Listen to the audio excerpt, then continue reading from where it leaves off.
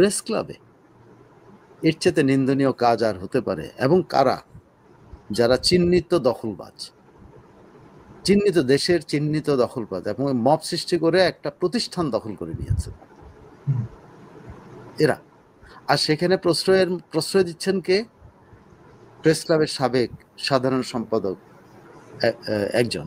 তিনি যেটা উদ্যোগ নিয়ে থামাতে পারতেন, তিনি কিন্তু সেটা করেননি। এটা খুব দুঃখজনক যে মবের বিস্তার এই পর্যায়ে গেছে যে সাংবাদিকতার ভেতরেও কিন্তু বা সাংবাদিকদের মধ্যেও মবের একটা কি বলে এটাকে ক্রিয়া এবং প্রতিক্রিয়া। প্রথমত হইলো যে আমি ধন্যবাদ জানাই সুলতানাকে, যে সুলতানা তার স্বভাব সুলভ দৃঢ়তার সাথে এই মবারদের মোকাবেলা করতে পেরেছে। আমি তার সাহসী অবস্থানকে অবশ্যই প্রশংসা করি শুধু, এবং আমি সবসময় চেষ্টা করব যে তার এই সাহসী অবস্থানের সাথে আমি থাকার চেষ্টা করবো অ্যাটলিস্ট। প্রথমত হলো যে এই সুলতানের প্রতি আক্রমণ এটা নতুন কিছু না, সারা বাংলাদেশে যেটা হচ্ছে সেটা এখন নিউ ইয়র্ক পর্যন্ত পৌঁছেছে।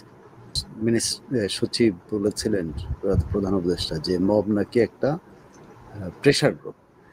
এখন এই যে সাংবাদিক যারা বাংলাদেশ থেকে গিয়ে নিউ ইয়র্কে প্রেশার গ্রুপ হিসাবে কার উপর প্রেশার ক্রিয়েট করতেছেন? সাংবাদিকের উপর প্রেশার ক্রিয়েট করতে চাচ্ছেন। আবার তার ইখতিয়ারভুক্ত এলাকা বা তার বাংলাদেশের সাংবাদিকদের তার মতামত চাপিয়ে দেওয়ার চেষ্টা করছেন, মত সৃষ্টি করছেন তার উপরে নিউ ইয়র্কে অবস্থান রাখছেন। তো মব শেষ পর্যন্ত বাংলাদেশে মব একটা স্বাভাবিক জিনিস, এবং এই মবটা যে স্বাভাবিক জিনিস সেটা সাংবাদিকরাও কিন্তু এটাকে স্বাভাবিক করেছেন এই নিউ ইয়র্ক বাংলা প্রেস ক্লাবের অনুষ্ঠানে এরকম আচরণ করে। আমি আশ্চর্য হয়েছে শুধুমাত্র যে সাংবাদিকরা এগুলো এরকম পরিস্থিতির সৃষ্টি করছে শুধু তারাই যে দায়ী তা না, ওখানে ঢাকা থেকে যাওয়া সাংবাদিক নেতারাও বসেছিলেন। আপনি জানেন যে সেখানে ইলিয়াস খান ছিলেন একসময় প্রেস ক্লাবের সাবেক সাধারণ সম্পাদক। তার মুখ থেকে একটা শব্দও শুনি নাই যে ওনার উচিত ছিল যে উনি যেহেতু ঢাকা থেকে গেছেন এবং উনি এই ঢাকার সাংবাদিকদের উপর ওনার একটা প্রভাব আছে, ওনার উচিত ছিল উদ্যোগী হয়ে এটা থামানো, কারণ এটা খুব বাজে উদাহরণ তৈরি হলো এবং বলতে পারেন যে এটা প্রতিষ্ঠিত হলো যে সাংবাদিক মহলেও মবের বিস্তার এত বড় হয়েছে যেটা নিউ ইয়র্ক পর্যন্ত পৌঁছে গেছে। নিউ ইয়র্কের বাঙালিরা আগে মব সম্পর্কে খুব ধারণা কম পেতেন, কিন্তু এবার নিউ ইয়র্কে যখন প্রধান উপদেষ্টার সফরের সময় এই মবকে মোটামুটি নিউ ইয়র্ক পর্যন্ত নিয়ে যেতে পেরেছে। আপনি দেখেন গতকাল যে ছিল প্রতিবাদ সমাবেশের, সেখানে প্রতিবাদ সমাবেশের বিরুদ্ধেও আরেকটা সমাবেশ ছিল। তারা সেই বিরুদ্ধে সমাবেশ মানে কোনো কারণ আমি যে ভার্জিনিয়ার যিনি প্রেসিডেন্ট বলে দাবি করেছেন তাকে যে মারপিট করেছে, তিনি কিন্তু ওখানে কোনো উস্কানিমূলক কোনো কথাই বলছেন, রাস্তা পার হচ্ছিলেন, ওনাকে চিনতে পেরে এসে আক্রমণ করেছে। তারপর আপনি যখন দেখেন ওখানে আওয়ামী লীগ না ছাত্রলীগের একজনকে পিটানো হলো, তারা সামনাসামনি কিন্তু খুব ঠান্ডাভাবে কথা বলতেছিলেন এবং অলভেসারেন তাকে থাপ্পড় মারা হলো। আমি জানি না এগুলো বাংলাদেশ থেকে নিয়ে নিউ ইয়র্ক পর্যন্ত প্রচলন করার কি কারণ ছিল। ধরেন সেটা বাদ দিল, সেটা ধরেন প্রধান উপদেষ্টার সমর্থক এবং অংশের মধ্যে একটা হয়েছে, হাতাহাতি হয়েছে, সেটা মেনে নেওয়া যায়, কিন্তু প্রেস ক্লাবে এর চেয়ে নিন্দনীয় কাজ আর হতে পারে? এবং কারা? যারা চিহ্নিত দখলবাজ, চিহ্নিত দেশের চিহ্নিত দখলবাজ এবং মব সৃষ্টি করে একটা প্রতিষ্ঠান দখল করে নিয়েছে এরা। আর সেখানে প্রশ্রয় দিচ্ছেন কে? প্রেস ক্লাবের সাবেক সাধারণ সম্পাদক একজন। তিনি যেটা উদ্যোগ নিয়ে থামাতে পারতেন, তিনি কিন্তু সেটা করেননি। এটা খুব দুঃখজনক যে মবের বিস্তার এই পর্যায়ে গেছে যে সাংবাদিকতার ভেতরেও কিন্তু বা সাংবাদিকদের মধ্যেও মবের একটা কি বলে এটাকে ক্রিয়া এবং প্রতিক্রিয়া যেরকম সেটা প্রসার ঘটেছে। Thank you. এদেরকে কি আসলে সাংবাদিক বলা যায় কিনা? আমি তো এদেরকে বলছি সাংবাদিক মবার। সাংবাদিক তো নিশ্চয়ই, যেহেতু সাংবাদিকতায় আছেন সাংবাদিক, কিন্তু তার সাথে তাদের আরেকটা পরিচয় হলো সাংবাদিক মবার। এরা নতুন ক্যাটাগরির সাংবাদিক হিসেবে প্রতিষ্ঠিত হয়েছে, এবং এই সাংবাদিক মবারের সংখ্যাও কিন্তু কম না। আপনি প্রেস ক্লাবে যে ঘটনাটা, জাতীয় প্রেস ক্লাব যেসব ঘটনা ঘটেছে, সেখানেও কিন্তু কম মবারের উপস্থিতি ছিল না। কিন্তু আপনি প্রেস ক্লাবে মুরাল ভাঙ্গা থেকে শুরু করে, প্রেস ক্লাব দখল থেকে শুরু করে, আপনি আপনি কি হাসান হাফিজ প্রেস ক্লাবের সভাপতি, তিনি মবার না? ভারপ্রাপ্ত সভাপতি, তিনিও তো মবার। প্রেস ক্লাবের ভারপ্রাপ্ত সাধারণ সম্পাদক যিনি, তিনিও তো মবার। তিনি তো মব করেই তো উনি ধরেন এই সাঙ্গপাঙ্গ নিয়েই তো উনি সাধারণ সম্পাদকের রুম দখল করেছেন, সাঙ্গপাঙ্গ নিয়েই তো উনি সভাপতির রুম দখল করেছেন। তো উনি মবার না? উনিও তো মবার। সো এটা প্রেস ক্লাবের এই যেখানে যে প্রেস ক্লাব থেকে এই মবের উৎপত্তি, আপনি মনে আছে প্রথম দিনে 5ই আগস্টেই কিন্তু প্রেস ক্লাবে বড় ধরনের সংঘাত হয়েছে, যে সংঘাতে আপনি প্রেস ক্লাবের ধরেন ইতিহাসের সাথে সম্পৃক্ত যা কিছু আছে সব ধ্বংস করা হয়েছে।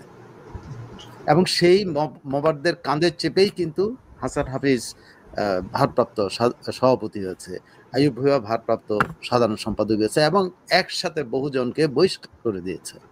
বহিষ্কার প্রক্রিয়া অব্যাহত আছে। কবে আপনার নাম বাদ যাবে, কবে আমার নাম বাদ যাবে, এগুলো আমরা জানি না, বাট এটা অব্যাহত আছে।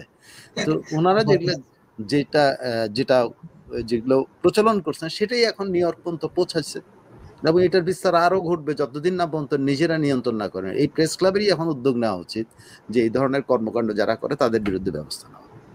ব্যবস্থা নেওয়া নাকি আরেকটু উৎসাহ দেওয়া, যে নিউ ইয়র্ক কেন, পৃথিবীর যেসব জায়গায় বাংলা প্রেস ক্লাব আছে সবগুলোকে দখল করতে। না, এটা যদি ওনারা করতে থাকেন, ধরে নিতে পারেন যে ওনাদের সময় কিন্তু আয়ু ফুরিয়ে আসছে। আয়ু কিন্তু আপনার দিন যত যাচ্ছে আয়ু কিন্তু কমছে, ঠিক আছে? বয়স বাড়ছে বলে, আসলে কিন্তু বয়স কমছে। আপনি যদি বয়স বাড়ছে শব্দটা বলেন, এটা এক ধরনের যে আমার বয়স বেশি হয়েছে, আমি ভারী কি, আমি একটু বুদ্ধিমান বেশি, এইটা প্রচলনের জন্য বয়স বাড়ার কথা বলা হয়। কিন্তু বয়স কি আসলে বাড়ে না কমে? যেদিন জন্মান তার পরের দিনই তো আপনার বয়স একদিন কমে গেল। আপনার জন্য নির্ধারিত যে সময় আছে, সে ধরুন আল্লাহ আপনার জন্য নির্ধারণ করছে 82 বছর, তা আপনি 82 বছর থেকে প্রথম যেদিন জন্ম দিলেন তারপরের দিনে তো আপনার একদিন কমে গেল। তো বয়স কিন্তু কমলো। তো হাসান হাফিজের বয়স কিন্তু কমতেছে, ওনাদের বয়স বাড়ছে না।